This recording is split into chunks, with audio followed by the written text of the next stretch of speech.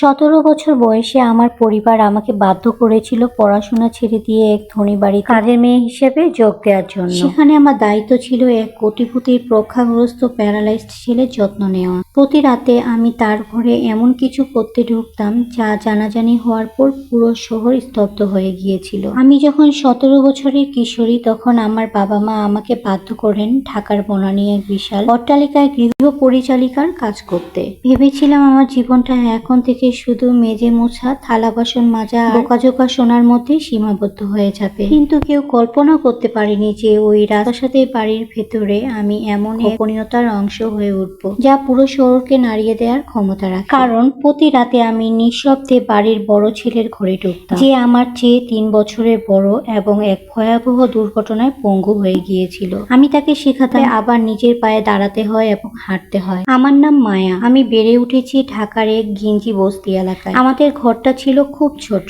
গরমে দম বন্ধ হয়ে আসতো আর শীতে হাড় কাঁপানো ঠান্ডা। টাকা পয়সার অভাব ছিল নিত্যসঙ্গী। বাবা রিক্সা চালাতেন, কিন্তু সারাদিন যা আয় করতেন তার একটা বড় অংশে নেশার পিছনে খরচ করতেন। মা বিশ্বাস করতেন মেয়েদের স্বপ্ন দেখে লাভ নেই, তাদের জন্মই হয়েছে পরিবারের বোঝা টানার জন্য। আমার স্বপ্ন ছিল এসএসসি শেষ করে আমি কলেজে ভর্তি হব, বড় হয়ে শিক্ষিকা হব। কিন্তু 17 বছর পূর্ণ হতেই সেই স্বপ্ন ভেঙে চুরমার হয়ে গেল। সেদিন সকালে মা আমার সামনে একটা পুরনো কাপড়ের পোটলা রাখলেন। কাল থেকে তোর স্কুলে যাওয়া বন্ধ। মা সোজাসুজি বলে দিলেন, তোর পড়াশোনার খরচ চালানোর সাধ্য আমাদের নেই। পাশের বাসার খালা এক জায়গায় কাজের ব্যবস্থা করেছেন, বড়লোক বাড়ি, খাওন দাওন পাবি, থাকার জায়গা পাবি, আর মাসে 10,000 টাকা বেতন। বই পড়ে সময় নষ্ট করার চেয়ে এটা অনেক ভালো।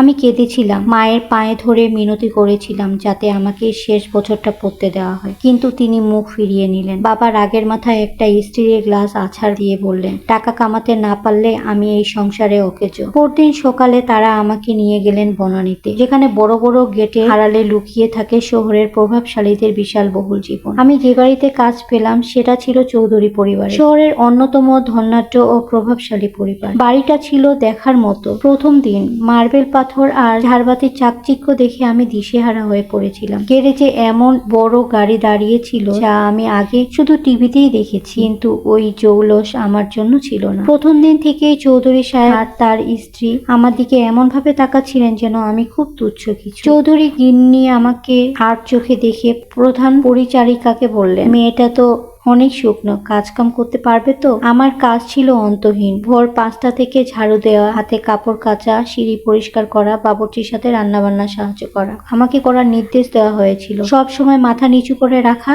আর নিজের সীমা মনে রাখা। সোফায় বসবি না, অতিথিদের চোখের দিকে তাকিয়ে কথা বলবি না, আর কোনো শব্দ করবি না, বড় সাহেবের ঘুমের যেন ব্যাঘাত না ঘটে। সেই শেষ শব্দটাই আমার মনে গিয়েছিল। আমি সেই ছেলের কথা জানতে পারলাম যাকে নিয়ে বাড়িতে কেউ কথা বলতো না।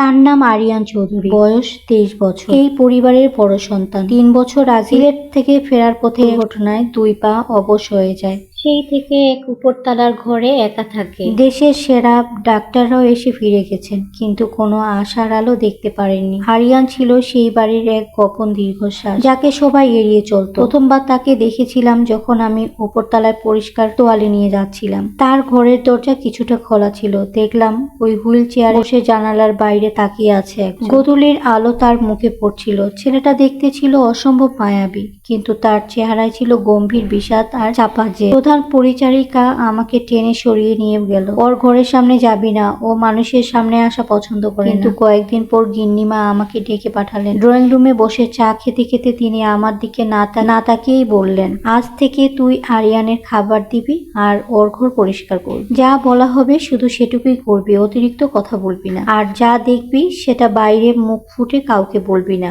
বুঝেছিস? জি খালাম্মা, আমি নিচু সরে বললাম। প্রথম যেদিন আমি তার ঘরে ঢুকলাম আমার হাত থরথর করে কাঁপছিল। ঘরটা ছিল অনেক বড়, চারদিক বই, ঔষধ আর ব্যায়ামের সরঞ্জাম, কিন্তু কেমন জানি একটা প্রাণহীন শীতলতা ছিল সেখানে। আরিয়ান জানালার পাশে সিট দিয়ে বসে আছে। খাবার রেখে চলে যাও। তার কণ্ঠস্বর ছিল গম্ভীর, কিন্তু তাতে এক ধরনের ক্লান্তি ছিল। তার ভেতরে কোনো অহংকার ছিল না, ছিল এক অসহ্য যন্ত্রণা। দিন গড়াতে লাগলো আর আমি অনেক কিছু লক্ষ্য করতে শুরু করলাম। ফিজিওথেরাপিস্ট সপ্তাহে মাত্র 2 দিন আসতো। বাকিটা সময় আরিয়ান একদম একা থাকতো। তার বাবার ব্যবসার জন্য সময় নেই আর মা ব্যস্ত থাকতেন পার্টি আর সামাজিক অনুষ্ঠান নিয়ে। এক একটা অনুষ্ঠানে লাখ লাখ টাকা খরচ করতে পারতেন, কিন্তু নিজের ছেলের কথা শোনার মতো কয়েক মিনিট সময় তাদের ছিল না। এক রাতে যখন আমি তাকে ওষুধ দিতে যাচ্ছিলাম, ঘর থেকে বিকট এক শব্দ শুনতে পেলাম। আমি দ্রুত ঘরে ঢুকে দেখি সে মেঝেতে পড়ে আছে, তার হুইল চেয়ারটা উল্টে আছে। সে নিজে নিজে নড়ার চেষ্টা করতে গিয়ে পড়ে গিয়েছিল। তার মুখ ফ্যাকাশে হয়ে গিয়েছিল, কিন্তু সে দাঁতে দাঁত চেপে কান্না আটকে রেখেছিল। আমি দৌড়ে তার কাছে গেলাম। ভাইয়া, কাউকে ডেকো না, সে তীক্ষ্ণ স্বরে বলল। আমি চাই না কেউ আমাকে এই অবস্থায় দেখুক। আমি তাকে টেনে তুলতে সাহায্য করলাম। সে যতটা ভারী ছিল তার চেয়েও বেশি আমাকে অবাক করেছিল একটা জিনিস। আমি যখন তার পায়ে হাত দিলাম, দেখলাম তার হাঁটুর কাছে খুব সামান্য একটা কম্পন অনুভূত হলো। তার পা সবাই যতটা মৃতভাবে, আসলে ততটা না। আমি স্তব্ধ হয়ে তার দিকে তাকালাম। ভাইয়া, আপনি অনুভব করতে পারছেন আপনার পা নড়ছে? সে এক তিক্ত হাসি দিয়ে মুখ ফিরিয়ে নিল। তাতে কি, আমি তো একটা বোঝা হয়েই থাকবো। আমি জানি না সেই মুহূর্তে সাহসটা কোথা থেকে পেয়েছিলাম, কিন্তু আমি বললাম, আপনি যদি অনুভব করতে পারেন তবে এখনো আশা আছে। চেষ্টা করলে আপনি আবার নামাজে দাঁড়াতে পারবেন। সেই রাতের পর থেকে আমার জীবন আর আগের মতো থাকেনি। আমি জানতাম আমি যা করতে যাচ্ছি সেটা আমার কাজের সীমার বাইরে। ধরা পড়লে চাকরি তো যাবেই, হয়তো আরো খারাপ কিছু হতে পারে। কিন্তু আরিয়ানের চোখে আমি প্রথমবার একটা জিনিস দেখেছিলাম, বাঁচার ইচ্ছে। পরের রাতেই আমি আবার তার রুমে গেলাম। আজ থেকে আমরা চেষ্টা করব, আমি ধীরে বললাম। সে হালকা হাসলো। আমাকে নিয়ে সময় নষ্ট করো না মায়া। আমি জেদ করে বললাম, একদিন না পারলে 10 দিন, তাও না পারলে 100 দিন, কিন্তু আমরা চেষ্টা করব। প্রথম কয়েকদিন ছিল ভয়ঙ্কর কঠিন। আমি ইউটিউব থেকে দেখে চুপি চুপি রান্নাঘরে ফোনে কিছু ব্যায়াম শিখেছিলাম। রাতের বেলা সবাই ঘুমিয়ে গেলে দরজা বন্ধ করে আমরা শুরু করতাম। হাত ধরে বসা থেকে দাঁড়ানোর চেষ্টা, পা টানার চেষ্টা, ভারসাম্য রাখা। প্রতিবারেই সে পড়ে যেত, প্রতিবারেই তার চোখে হতাশা জমত। একদিন রাগে সে চিৎকার করে বলল, থামো, আমি পারবো না। আমি চুপ করে তার সামনে বসে বললাম, আপনি পারবেন না এটা ডাক্তাররা বলেছে, কিন্তু আপনি চেষ্টা করবেন না এটা আপনি নিজেই ঠিক করেছেন। সে চুপ হয়ে গেল। সে রাতের পর থেকে আরিয়ান আর কখনো পারবো না বলিনি। প্রায় 2 মাস কেটে গেছে। এক রাতে আমি তাকে ধরে দাঁড় করানোর চেষ্টা করেছিলাম। হঠাৎ সে নিজেই ভারসাম্য রাখলো। 1 সেকেন্ড, 2 সেকেন্ড, তারপর সে দাঁড়িয়ে রইল নিজের পায়ে। আমার হাত কাঁপছিল, চোখে পানি চলে এসেছিল। আপনি দাঁড়িয়ে আছেন, আমি ফিসফিস করে বললাম। তার চোখে পানি চলে এলো। মায়া, আমি অনুভব করছি সেই দিনটা ছিল আমাদের জীবনের মোড় ঘোরানোর দিন।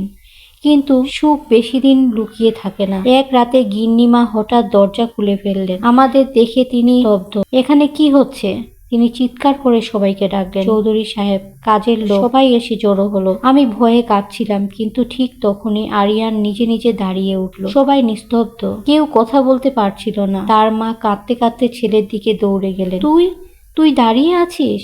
আরিয়ান শুধু একটা কথাই বলল, আমাকে কেউ বাঁচাতে চায়নি, শুধু মায়া ছাড়া। পরের দিন আমাকে আর কাজের মেয়ে হিসেবে ডাকা হলো না। আমাকে বসানো হলো ডাইনিং টেবিলে, যেখানে আমি কোনোদিন বসার কথাও ভাবতে পারিনি। চৌধুরী সাহেব আমার দিকে তাকিয়ে বললেন, তুমি আমাদের মেয়ের মতো, তোমার পড়াশোনার দায়িত্ব আজ থেকে আমাদের। আমি বিশ্বাসই করতে পারছিলাম না। আমি আবার স্কুলে ভর্তি হলাম, এসএসসি পাশ করলাম, তারপর কলেজে। আজ আমি একজন ফিজিওথেরাপিস্ট। আরিয়ান এখন নিজের পায়ে হাঁটে, নিজের ব্যবসাও সামলায়। আমরা প্রতিদিন কথা বলি, কিন্তু আমাদের সম্পর্কটা কি? ভালোবাসা, সম্মান, নাকি জীবনের এক অদ্ভুত বন্ধন? হয়তো সবই। কখনো কখনো একজন অবহেলিত মানুষই হয়ে ওঠে কারো জীবনের সবচেয়ে বড় অলৌকিকতা। গল্পটা কেমন লাগলো কমেন্টে লিখে জানাবেন। আর এমন গল্প পেতে আমার চ্যানেলটা সাবস্ক্রাইব করে রাখুন। হ্যালো এভরিওয়ান, আসসালামু আলাইকুম। Beauty's lifestyle by Farzana YouTube channel থেকে আপনাদেরকে স্বাগতম। আপনারা এতক্ষণ ধরে কারা কারা আমার ভিডিওটার সাথে আছেন, সবাইকে অসংখ্য ধন্যবাদ। আমার গল্পটা আপনাদের কাছে আজকে কেমন লেগেছে অবশ্যই কমেন্টে জানাবেন। আর সাথে যে আমি রান্নার ভিডিওগুলো দিয়েছি, আজকে অনেক ধরনের আইটেম রান্না করা হয়েছে। আসলে সবজি আমাদের খাওয়া হয় না, মাছ মাংস খেতে খেতে এমন হয়ে গিয়েছে যে সবজিটাই খাওয়া হয় না। এই জন্য আমি গতকালকে রাতেই আমি সবজিগুলো সব কেটে রেখেছিলাম। শাক, চাল কুমড়া ভাজি, আর আরেকটা কি চিচিঙ্গা ভাজি।